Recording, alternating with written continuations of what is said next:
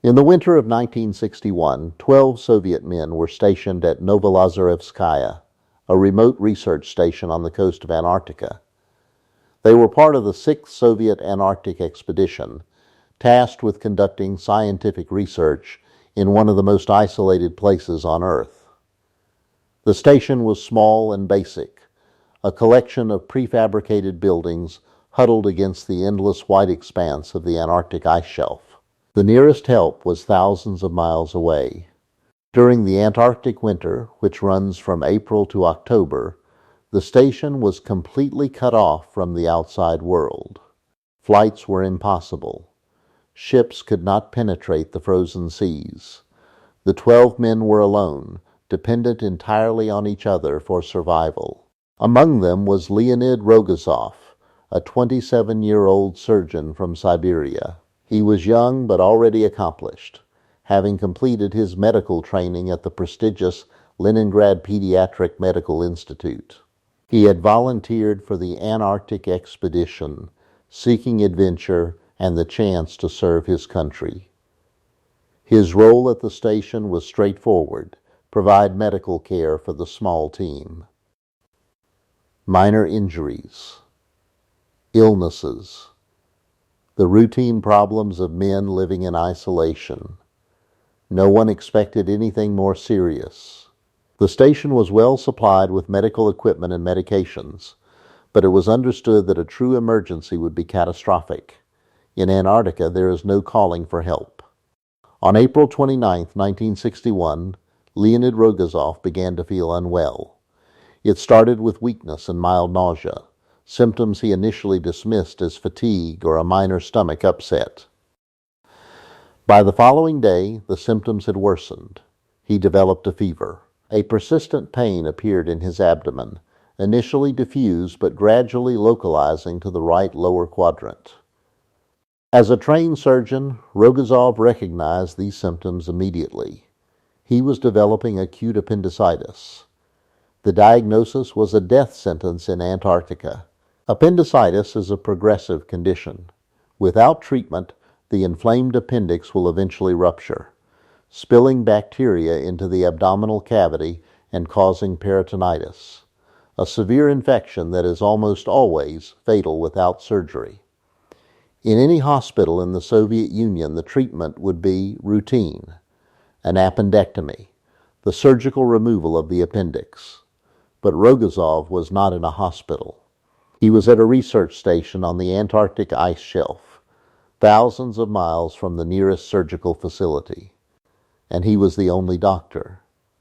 The other 11 men at the station included meteorologists, engineers, radio operators, and researchers. None had medical training beyond basic first aid. If surgery was to be performed, Rogozov would have to perform it himself. Rogozov considered his options. He could do nothing and hope the appendicitis resolved on its own, but he knew this was unlikely. Most cases progressed to rupture within 24 to 72 hours.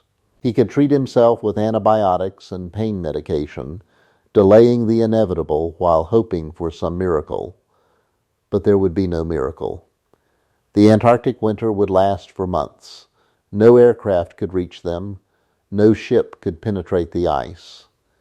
He would die slowly and painfully while his colleagues watched helplessly. The only real option was surgery, autosurgery specifically operating on himself. It had been done before, though rarely, and never under conditions as extreme as these.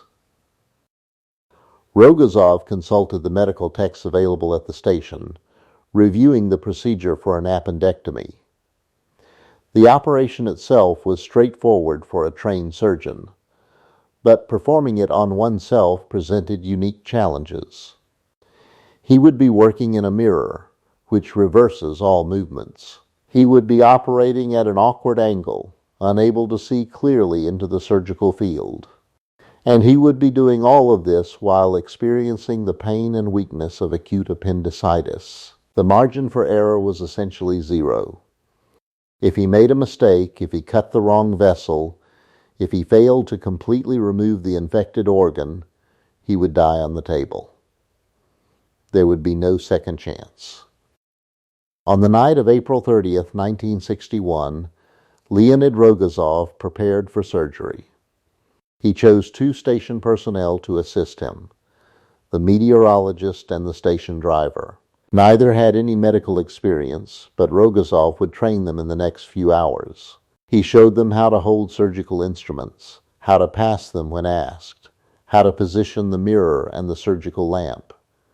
He explained what he would be doing and what could go wrong. He told them that if he lost consciousness during the procedure, they should inject him with adrenaline and attempt to complete the surgery following his verbal instructions. It was a desperate contingency plan, but it was all he had. The makeshift operating theater was set up in the station's medical bay. Rogozov positioned himself on the surgical table, half sitting at an inclined angle that would allow him to see and reach his abdomen. A mirror was placed to provide a reflected view of the surgical field. A surgical lamp was adjusted overhead. The instruments were sterilized and laid out within reach. He administered a local anesthetic, injecting Novocaine into the tissues around the incision site. General anesthesia was not an option.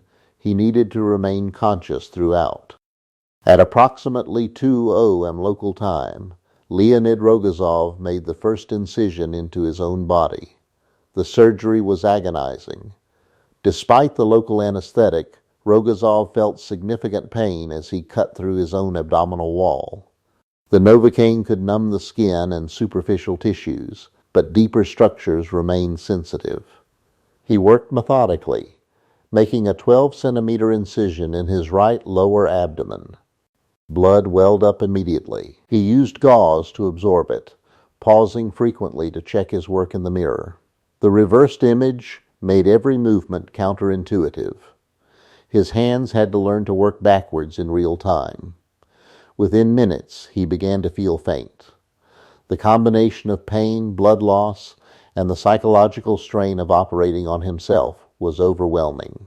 He paused several times to rest, closing his eyes and steadying his breathing before continuing. His assistant stood frozen, watching in horrified fascination, ready to hand him instruments or inject adrenaline if ordered. After approximately 30 minutes, Rogozov reached the peritoneum, the membrane lining the abdominal cavity. He made a careful incision and located the appendix. What he found confirmed his worst fears. The organ was severely inflamed, covered in necrotic tissue, and on the verge of rupturing. If he had waited even one more day, it would have burst, and he would have died of peritonitis within hours. He had made the right decision. The most critical phase of the surgery now began, removing the appendix without rupturing it. Rogozov worked with extreme care, clamping the blood vessels that fed the organ and cutting it free from the surrounding tissue. His hands trembled from exhaustion, but he forced them to remain steady. One slip, one accidental puncture, and bacteria would flood his abdominal cavity. He would die within days, and there would be nothing anyone could do. At several points during the procedure, Rogozov nearly lost consciousness. His vision blurred, his heart raced irregularly. He later wrote that he felt his pulse weakening and had to pause repeatedly, taking shallow breaths and waiting for his strength to return. The surgery that would normally take an experienced team 20 minutes stretched into nearly 2 hours. But he did not stop. Slowly, methodically, he freed the appendix and removed it from his body. He examined the organ carefully, confirming that the removal was complete. Then came the delicate work of closing the surgical wound. He sutured the internal layers first, then the muscle, then the skin. Each stitch required precision despite his exhausted state. When he finally tied off the last suture, it was approximately 4 AM. The surgery was complete. Leonid Rogozov had done the impossible. In the hours following the surgery, Rogozov's condition was precarious. He had lost blood. His body was in shock. Infection remained a serious risk. He prescribed himself antibiotics and instructed his assistants on how to administer them. He could not stand or walk. He lay in the medical bay, drifting in and out of consciousness, monitoring his own vital signs when he was lucid. The other members of the expedition took turns watching over him, following his instructions precisely. For several days, his fever persisted. There were moments when his colleagues feared the worst, when they prepared themselves for the possibility that the surgery had failed and their doctor would die. But Rogozov was strong, and his surgical technique had been sound. By the 5th day after the operation, his fever began to break. By the 7th day, he was able to sit up. By the 14th day, he removed his own sutures. The wound healed cleanly, without significant infection. Against all odds, Leonid Rogozov had saved his own life. The news of his surgery was transmitted by radio to Soviet authorities on the mainland. It spread quickly, first through medical circles, then to the general public. A surgeon in Antarctica had removed his own appendix. The story seemed almost impossible to believe. Leonid Rogozov recovered fully and continued to serve as the expedition's physician for the remainder of the Antarctic winter. He returned to the Soviet Union in October 1961, when the ice finally broke enough to allow ships to reach the station. He was greeted as a hero. The Soviet government awarded him the Order of the Red Banner of Labor, one of the nation's highest civilian honors. Medical journals around the world published accounts of his surgery. He became a symbol of human determination and ingenuity in the face of impossible circumstances. But Rogozov himself was modest about his achievement. In interviews, he downplayed the heroism others attributed to him. He said he had simply done what was necessary to survive. He had been trained as a surgeon. He had the skills. He had the tools. He had no other option. What else could he have done? This modesty was characteristic of the man. He did not seek fame. He did not capitalize on his story.